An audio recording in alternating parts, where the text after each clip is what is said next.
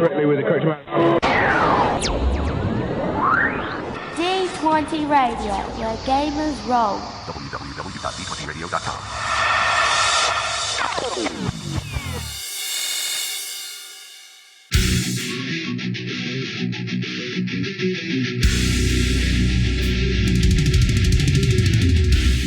Welcome to Me and Steve Talk RPG, the podcast where me and my friend Steve try and help you get the most out of your role-playing game experience.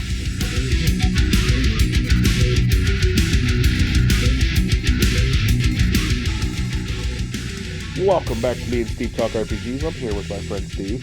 Hello, Steve. And we're going to talk some RPGs. But before we get into that, we're going to talk I Should Roll, the podcast. Yes, I Should Roll is another podcast here on the D20 Radio Network. In this case, they're an actual play podcast. And the kind of unique thing about them is all their stuff pretty much is set in the Mass Effect universe. Now, which is, yeah, I dig the Mass Effect universe. I played the first two games and part of that third one. I have not. I have, however, listened to a few of their episodes. And based on the care and production that seems to go into these episodes, they are really into Mass Effect. Nice. You know, they use some, like, again, having personally not played any of the games, I can't say this for a fact, but they use some fairly consistent, like, effects on certain characters, etc., which I'm guessing is to mimic how those species is the right word are portrayed in the games. Very cool. They claim to be Commander Shepard's favorite podcast. Now, whether that's true or not, I don't know. But hey, you know, it says it on their website. So, well, but yeah, so that is the I Should Roll podcast. We're on the D20 Radio Network.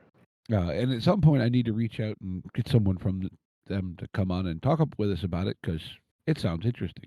I would like to. Yeah, that sounds like a lot of fun. But alrighty, yeah. So check that out. I Should Roll. There'll be a link to their.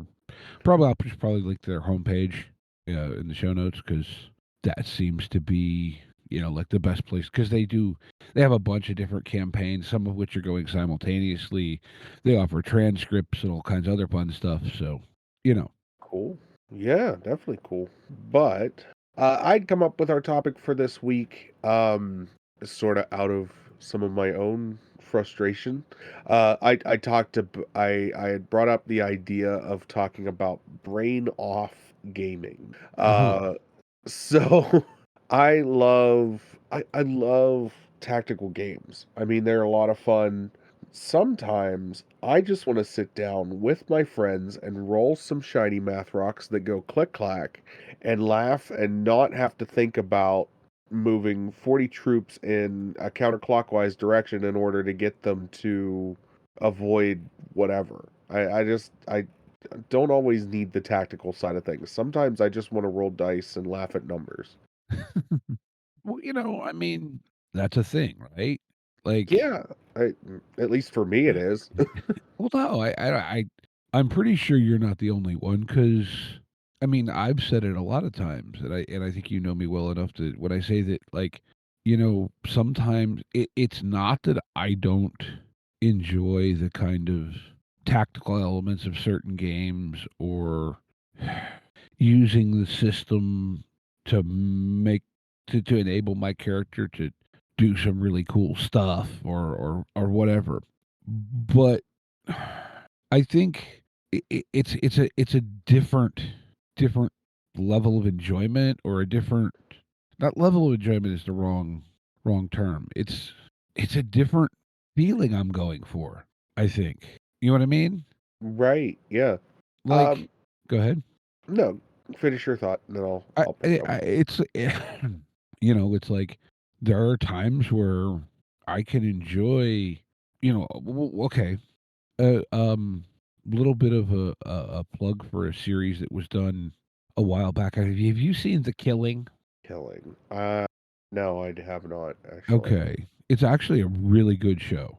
I forget who produced it, but it very solid. About, I want to say 4 short seasons, but it's very intense, very dark, but kind of very involved. Like you kind of you get sucked into what's going on. Right. Sometimes I like watching something like that. Oh, absolutely. Sometimes I just want to watch the Three Stooges. Oh yeah, no. We have been, due to circumstances of life, that I just don't want to get into on the podcast. We have been watching our way through The Simpsons, which consists mostly of I come home from work, eat dinner, and watch old episodes of The Simpsons and reminisce as she is like, I've never seen this before. But but yeah, I And think I it's feel that. I feel you just wanna turn your brain off for a little bit and consume some media, and and there's times where you don't wanna do that at all. Sometimes you wanna actually be involved and, be invested in what you're seeing, and I'm not saying that I'm not invested in The Simpsons. I'm saying that I don't have to put 110% of my brain power towards watching that show, whereas something like, you know, we started Lincoln Lawyer, the TV show, it takes a little bit of investment to watch that. yeah, Or I've seen well, actually, Lee and I watched that. That's pretty good. yeah, Um, and we, it takes some like active watching, and mhm. sometimes you just want to sit down with some people and, like I said, brain off, roll dice, and that's where I've been recently. Is like I'm, you know, talking to some friends of mine and wanting to play some games, and I'm like, I don't want to run anything that's too complicated. I don't want to have to like I don't want to have to do anything that's like super tactical or super invested on my side. I just want to sit down and have some fun with people. And yeah, and I'm not saying that you can't have fun with the super tactical games, because I certainly do as well. I love, coming up with plans and figuring out how we're going to do something and all that fun stuff, but sometimes I want to play Three Goblins in a Trench Coat, and I want to be the middle one and not necessarily the one on top who's guiding us or the one on bottom who is moving in that direction. I want to be the one in the middle that's like, all right, coast is clear, let's go. No, no, I mean, I feel you there because like, sometimes it's just and see, like, to me, sometimes that's where, some of the stuff that, like, we found in, like, the 200-word RPG challenge or some of these little one-pagers, like, Oh ironically, I don't yeah. think were you no, you weren't there for when Eric ran Heavy Metal Wizard Sorcerers, were you? No, I was not. I unfortunately couldn't make it to that. Yeah. But that game sounded like a really good time. Oh, yeah, especially when we got to poke fun at the one person who was actually a bit of a Swiftie, Uh, and the rest of us are, making obscure metal references, or not even obscure, but you know, right. Oh. Yeah, um, and that's why I like games like that. I love one pagers. I love 200-word RPGs for that exact reason of a lot of the time, well, especially a 200-word RPG, when you're limited to that many words, you're not getting something that is super elaborate or I mean, I shouldn't say super elaborate. I've seen some 200-word RPGs that are elaborate and very involved, but a lot of the times it's roll dice, ridiculous premise, roll dice, ridiculous premise. You know what I mean? mhm. So, No, I think also, like, this also kind of, I think, it ties into, kind of where I think a lot of people are going back to, like, OSR stuff.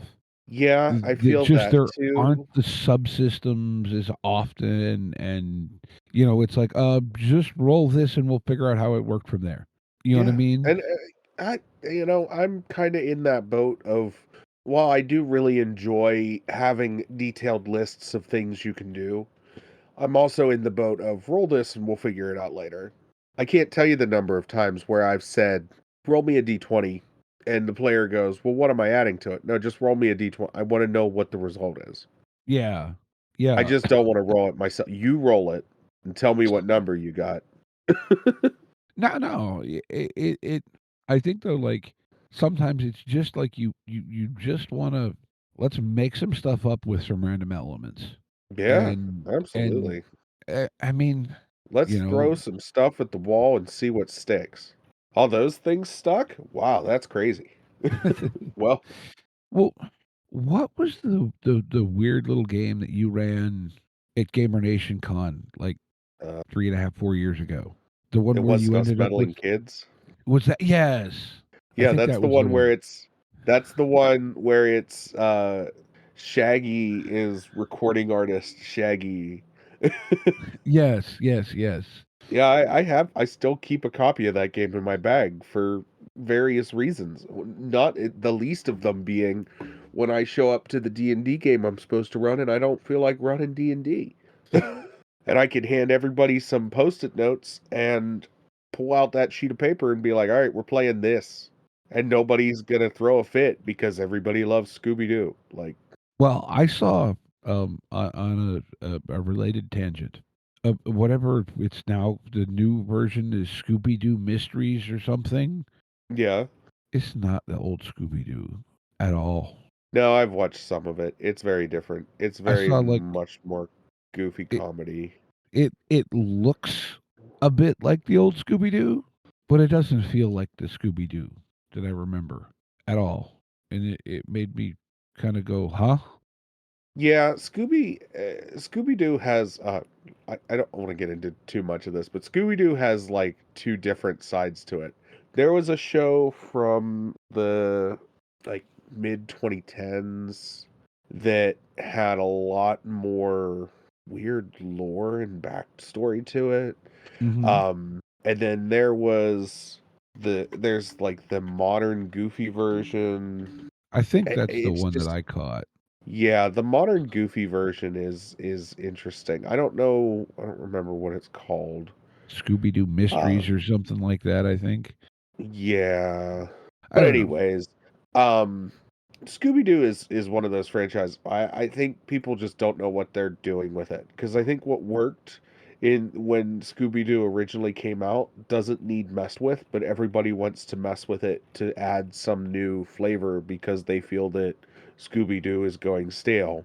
Meanwhile, what I want out of Scooby-Doo is please just give me a monster of the week where the monster is just some old retired guy trying to con another old retired guy out of his money.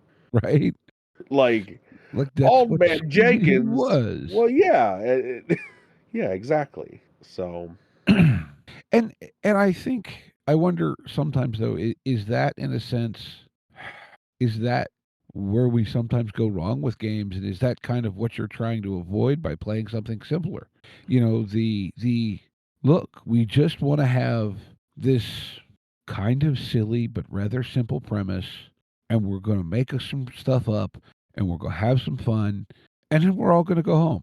yeah, You know what I I mean? wonder if sometimes we make well, and again, I'm not here to yuck anybody's yum. I love super serious games. I love games where we're invested and stories are getting elaborate and things are getting deeper, but you got to break that up with some levity. You have to have some kind of levity in between that because if you don't, you're just going to get sucked deeper and deeper and lose the forest through the trees.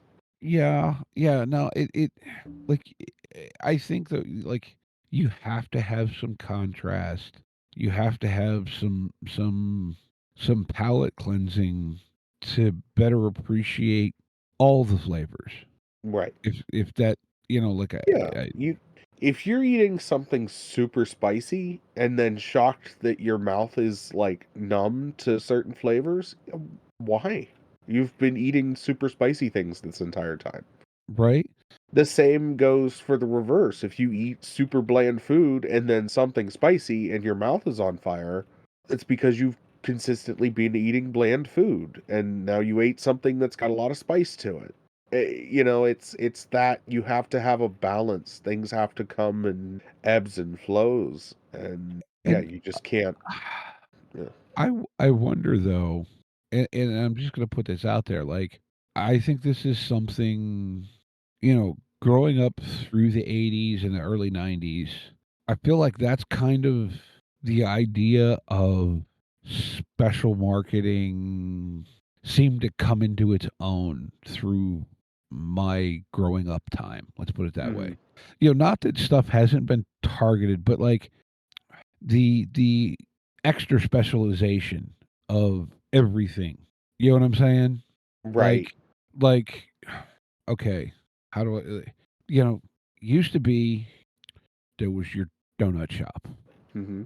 And you went into the donut shop and maybe you got a donut, a cup of coffee, or maybe you got some other pastry or something. But right, Right. like it was not that all donut shops were the same, but they were all kind of similar. Then Right. you have Starbucks comes along, Dunkin' Donuts, whatever, and they've become, instead of like where Dunkin' Donuts used to be basically just a chain of donut shops, now it's you can get all this weird and okay, I put a little bit of creamer in my coffee most of the time. Sometimes I just drink it black. Right. I get that I am not where most of the world is in regards to that right now. Okay? And that's not trying to say that I think anyone else's choice in beverage is wrong. It's just that's not what I want. But, like it's become a culture where can I go and just get a plain cup of coffee and actually just see that on the menu? Yeah. You know what I mean? It's hard to go somewhere and find that at this point. And I And get and where I you're coming from. but I think that has come across so many elements of our world, be it media, you know, just the way cars are marketed, anything like that, right? It's all we're going for this specific thing, and it's you've heard me say it before, Steve. I finally figured out at some point why people like Hondas. It's because Mm. Hondas are built boring as shit. Okay? And before anyone out there starts screaming whatever, look, I drive a Honda currently. Yes, it's a 22-year-old Honda. But Mhm. the thing I realize, with the exception maybe of the Odyssey, every time I'm in a Honda, there may be some things where like, oh, I'd like it better if this was in a slightly different place. But they don't have those weird things that like, what the hell were they thinking doing this? It's very Yeah. bland, it's very vanilla, and it just does the thing. Yeah, my pilot's kinda like that. It's been fun discovering various things. I actually just learned that the rear seats slide forward so you can give the 3rd row more leg room. Mhm. I don't I was remember if mine did that or not, but I didn't have it all that long, so Yeah, I was, like, shocked. I was like, "What the heck?" But yeah, it's yeah, but, just like, having things Go ahead. you get what I'm saying? Like, I wonder if in an RPG context, right? Like, well we wanna play a game that has ultra detailed, vicious combat. Great. Nothing wrong with that. Sometimes that's what I want out of the game. But somewhere there's someone who doesn't wanna play that, but they still wanna tell maybe the same type of story that you do. Right. Now, but they just don't want The the hyper mechanics detailed Yeah. driving the combat side of it. Well, that's yeah, and that's like this goes to that sort of thing goes to the more narrative side or more mechanic driven side of things. Some people want that more mechanic driven side where they want to roll more dice, they want to feel like they have more and I don't want to say they want to feel like they have more agency, but they want to roll more dice and feel like that has more of a sway over the storytelling. Whereas like a more narrative side of things, something like let's say Genesis or OSR where you're telling the story and rolling less dice, that is again, like I said, more narrative, less mechanic driven, less of a um you know, not necessarily that players have less sway, but in a way they do. What they say matters, and you pay attention to that, you listen to what they want. But in a lot of ways, with more narrative stories or more narrative games, I don't know. I'm losing my train of thought with that one. Now, Sorry.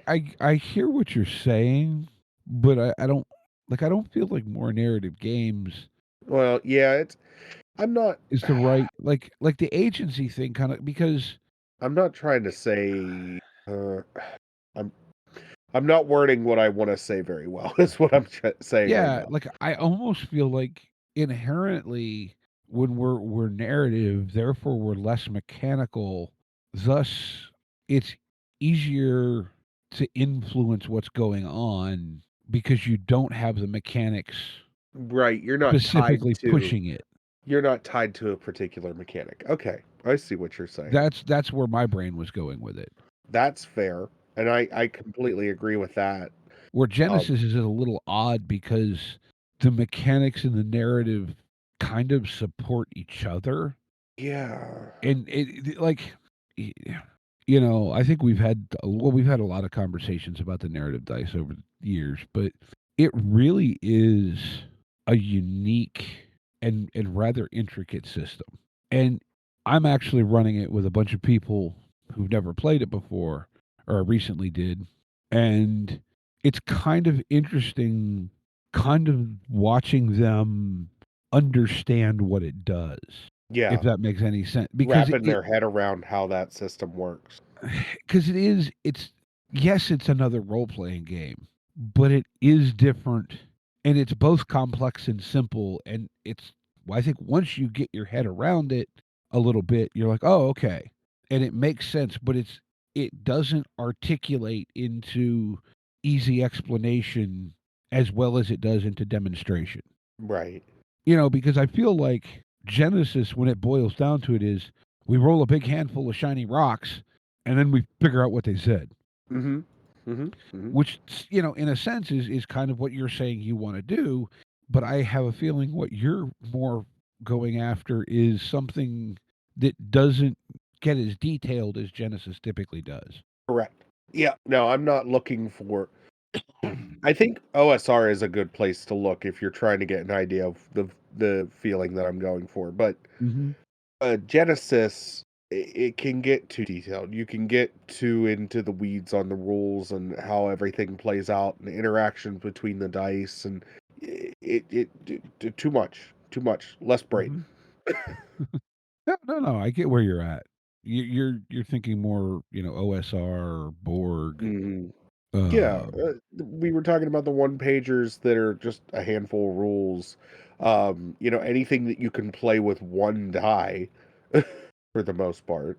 yeah. Like if it's a pretty safe bet that if you can play a game with one die, you're on the right path to play something that doesn't require too much brain power. Yeah, no, I think that's fair. I mean, yeah, stuff like, you know, be it Honey Heist, which is, you know, lasers and feelings. You might actually want to check out the guy I talked to on the last episode, um, Mm, Age of Adventure. okay. It's a lasers and feelings based fantasy game. Oh, very cool.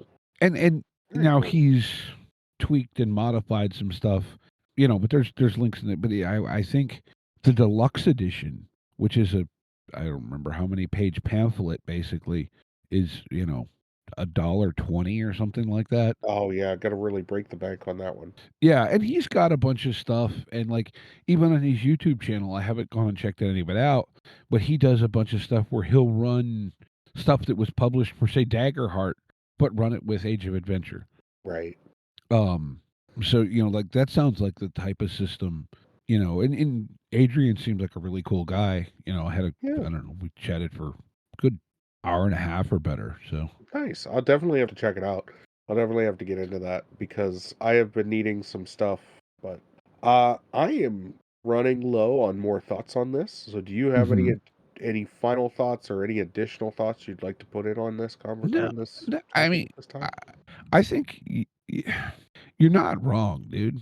I mean, bluntly, not that anyone ever really is, but I think sometimes, you know, it's, hey, it's okay to feel like I don't want to play something that requires a lot of work. I just want to play make believe with a couple of little basic rules and have a good time.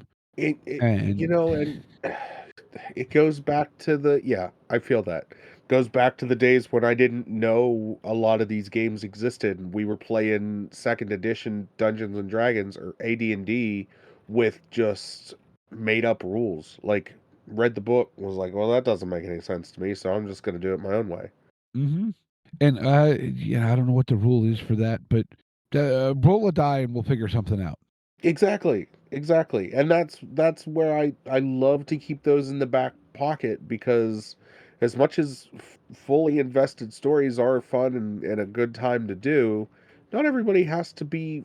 We don't always have to have the most fully invested story. Sometimes a good old dungeon crawl where you're just killing some stuff and moving on, or sometimes even just a simple goofy story where you're doing something silly and fun with the crew is enough to be that like refresh that you need, a break from the ultra serious, ultra investment. Yeah, and but I mean, you've got. I think you're hitting on, like that's kind of the core of a lot of Borg design or a Yeah, lot of like Gav Quiroga's stuff, which is much more about the feel and the vibe and the whatever. And there's enough of a system so it's randomized and it's a game, but we're really just telling a cool story and using the dice to see which way some things fall. well, yeah, exactly, and I love that, along with everything up to and including that. So, but let's go ahead and move into game of the week. Woohoo! Give it a week. Game of the week. Game of the week. So I have a game. We've been talking about OSR stuff. I picked a game called Pulp Inc. And I don't what. I was going to use that. Oh, were you? Yeah, which Nice. it's okay because I figured one, it tied into what you had said you wanted to talk about, and it sounded like the exact type of game that you would Grab love. anyways.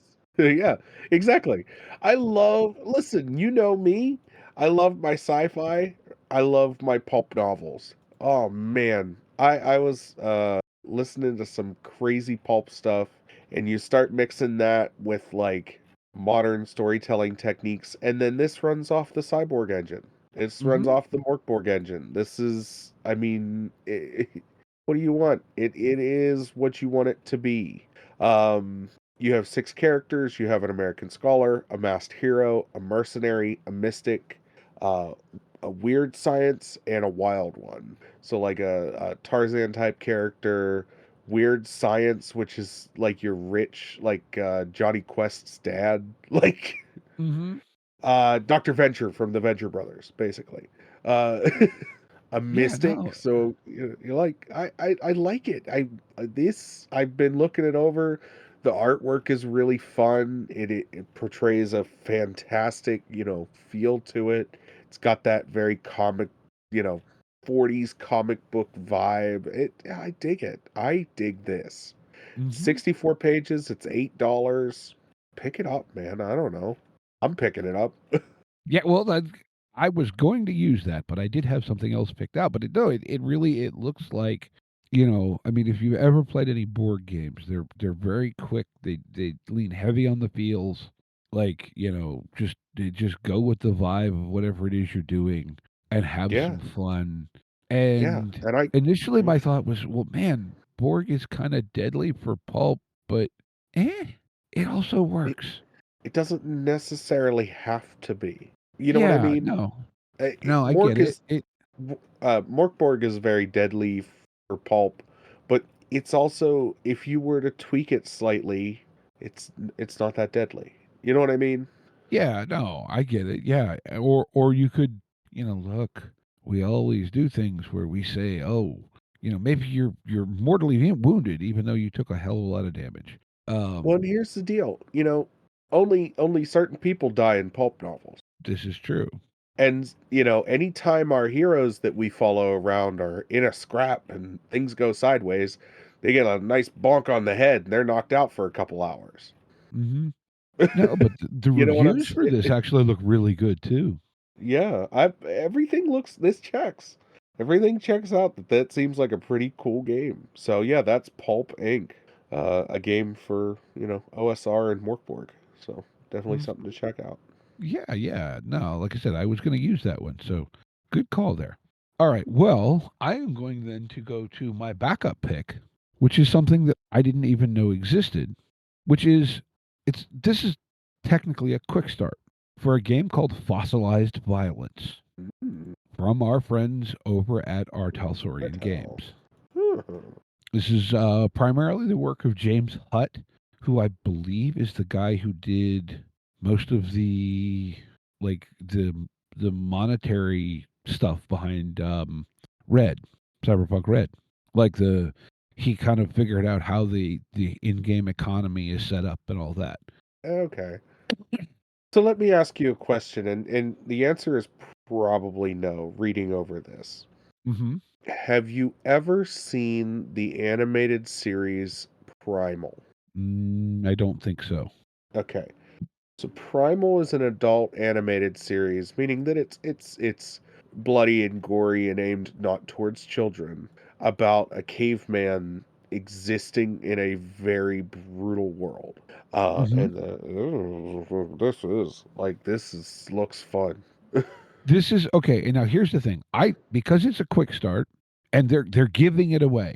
The price is $0. 30 Right. pay. I went ahead and downloaded it and looked at it. This is kind of a hybrid of a tactical minis game Okay. and an RPG. You have a character sheet. You do things with that. It's fully intended for you to get some sort of map, set a bunch of stuff up on it as obstacles, etc.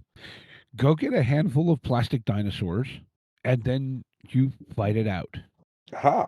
Now, here's the cool part because I know you have a background in tactical minis games, and we're talking about Correct. mind off gaming. So, here's what you do not have in this game you do not have grid lines, you do not measure anything. Well, you Aha. do, but not with rulers. You know how movement and range are determined? Nope. Hands and fingers. But Now, that's in the way to fairness, do it. most people probably don't want to play this game with me running the dinosaurs that are chasing them because I have pretty darn big hands. Right. So my dinosaurs are probably going to be pretty fast. Mhm. Conversely, I'm going to be a fast little human because most, again, I read through some of the quick start. Your general human movement range is one hand, which is basically if you put your hand down, the heel of your hand is touching the front edge of your miniature, and you can move as far as far as the back of that miniature Huh. touching the tip of your middle Other side of finger. your hand. Oh, wow. Okay. Now, as far as getting over things, if you can arc your hand over the thing, you can do that. Mm. Most weapon ranges or whatever are a finger. I think it's a little bit of a step dice system based on again what I read from D6 up through D20, Right. but it feels like it's kind of like like you said, it is very much you're playing. We'll call it cavemen.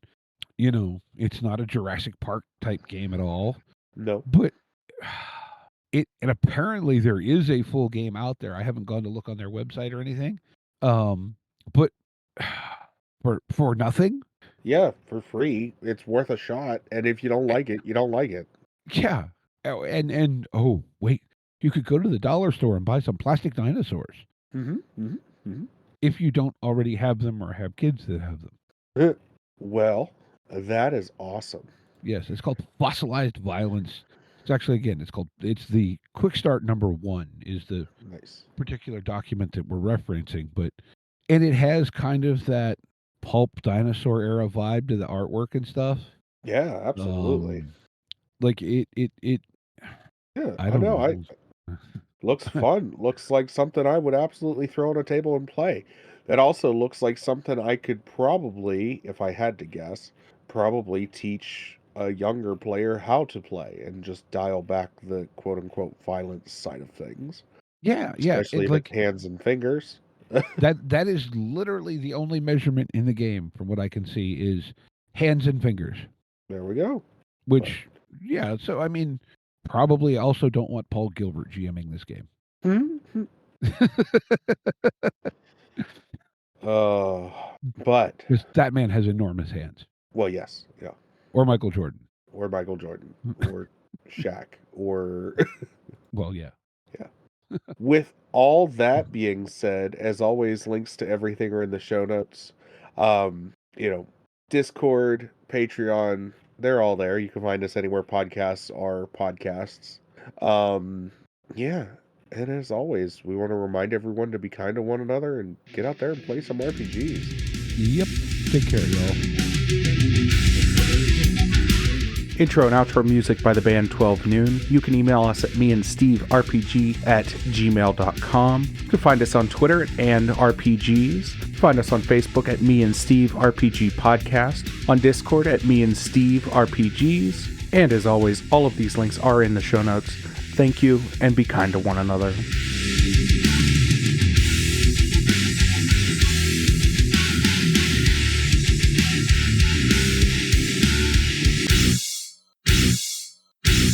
How much for the cigar? Cigar, $20, dog. You gotta go down the street to the store and buy that.